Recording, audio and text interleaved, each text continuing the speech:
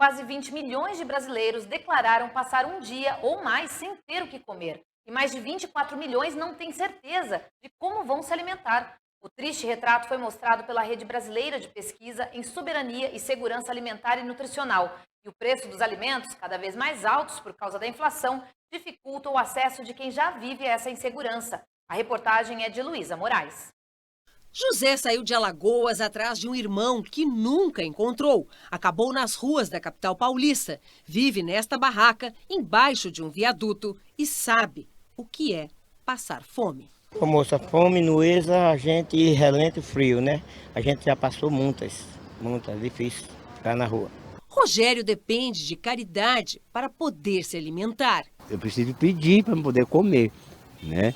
Eu tive que sair da minha cidade para mim vir para a capital, porque na capital é muito mais fácil a gente conseguir alimentação. José e Rogério vivem em situação de vulnerabilidade extrema quando o assunto é comida. Uma pesquisa feita em dezembro do ano passado, em 1.662 domicílios urbanos e 518 rurais, quase 20 milhões de brasileiros afirmaram ter passado um dia ou mais sem comer. 24 milhões e 500 mil disseram não garantir se teriam uma refeição no dia a dia. E 74 milhões tinham medo de passar fome. No total, segundo o levantamento, mais da metade dos brasileiros estava em situação de insegurança alimentar. Se prende muito hoje o debate nas questões de uma polarização ideológica, esquerda-direita, mas no fundo o que a gente está vendo é que a gente tem uma segunda grande polarização no Brasil. Nós estamos falando de uma divisão muito mais grave no Brasil entre esses dois grupos, entre os que caminham aí para um projeto de civilização e um que está apartado disso, né?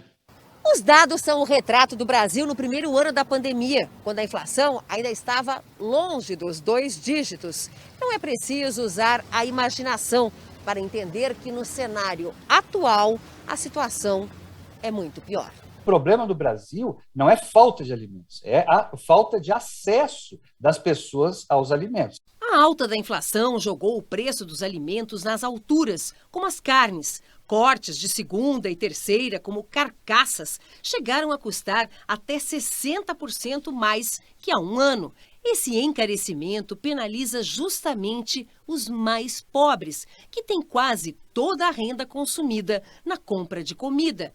E as saídas para esta triste situação já foram exploradas antes.